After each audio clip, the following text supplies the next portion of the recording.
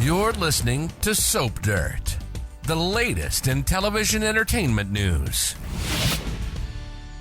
Hey, Young and the Restless fans, we've got Phyllis Summers and Billy Abbott throwing in with Cane Ashby, and I think they're going to ruin their lives. I don't think it's going to end well for those two by choosing to work with the man formerly known as Aristotle Dumas. It's Belinda from Soap Dirt, and we're going to talk about how Billy and Phyllis might burn bridges that they're standing on by conspiring with Cane, and how they both may end up with nothing. And hey, if you are not following us yet, please do that subscribe thing. So right now we've got Phyllis claiming to Sharon that she's on the fence. She's not on Team Cane, that's what she said, but Phyllis did confess that she is considering an alliance with Cane because no one in Genoa City can stand to be around her. Nobody wants to hire her. However, before you buy a gift for Phyllis's pity party, don't forget she brought this all on herself. I mean, she's been a wackadoodle for years, but red really started circling the drain when she faked her death to frame Diane Jenkins, and she alienated her kids, Summer and Daniel, by letting them think she died. So Phyllis already burned down her own life, and now she's desperate for another shot. She needs approval. She's angry. She's lonely. She's frustrated. She hasn't gotten laid in a while. I mean, let's be real. There's just not much for her to do since Summer left town and Daniel told her pretty much butt out of my life. So Phyllis is at loose ends personally and professionally. And ever since she heard the name Dumas, we have seen Phyllis weaving this whole insane fantasy about this guy that she didn't know being her key to a great new life. And now she knows who he is, and Cane is considering using her, but he wants Phyllis to prove her loyalty. So she is considering betraying everybody she knows, including her beloved ex, Nick, to show Cane she's all in, she's on his side. The way Phyllis sees it, everybody in Genoa City has either betrayed her in some way or basically treats her like crap. And again, a lot of it is deserved. Not the stuff with Victor. Victor has absolutely preyed on her, but pretty much everybody else, she's kind of burned those bridges herself.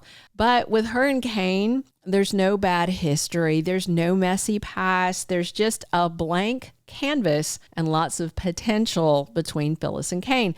So that's why Phyllis is leaning towards siding with him. But imagine what happens if she starts spying on the few friends she has left and family and is doing it for Cane. Any hope she had of acceptance in GC is going to be destroyed.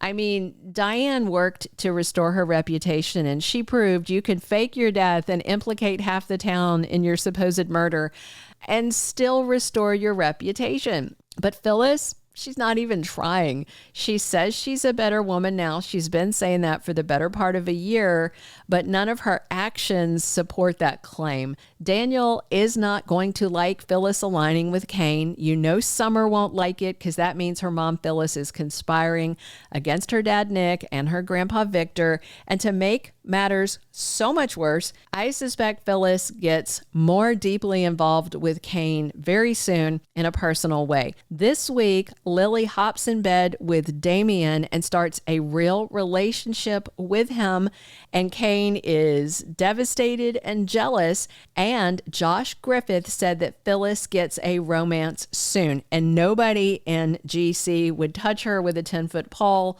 so it feels like it's going to be with Cane.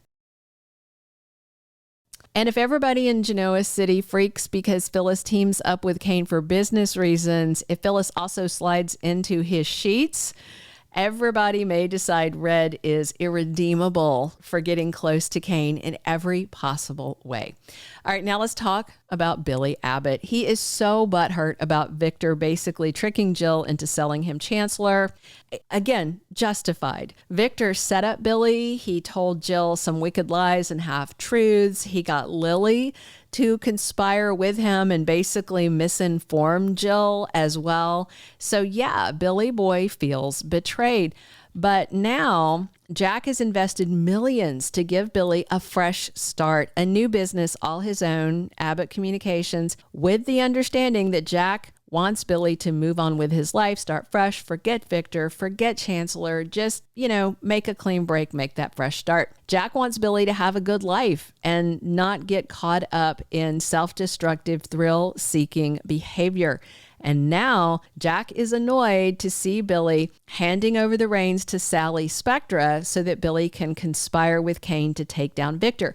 It's not about Sally. It's about what Jack intended when he invested. What's crazy is there is no reason for Billy to think he can trust Cane. He knows how dodgy that guy is. He came to Genoa City pretending to be Billy's half-brother. Cane came to town a con man. He was raised by con men, Colin. He is dodgy as heck, and they only have his word that he's changed, and it's quite clear he hasn't. But Billy is a gambling addict, and the thrill of the chase, the excitement of risk, is something he just cannot resist. So Jack is already outraged with Billy, but he won't back down. He's pushing forward with his plan to conspire with Cane, no matter what it cost him. And Jack basically said Cane was going to cost Billy to lose two companies, Chancellor and Abbott because Jack doesn't think there's any way this risk is worth it. Plus, he thinks Billy is throwing his life away on vengeance against Victor. Now, I don't think Jill will be upset if Billy conspires with Cane because Jill loves Cane despite his past and, Colin and all that, which has raised him to be a dubious dude. But right now, Billy has been rejecting Jill because he's so angry she sold Chancellor to Victor. But Billy working with Cane could actually pull him back closer to Jill.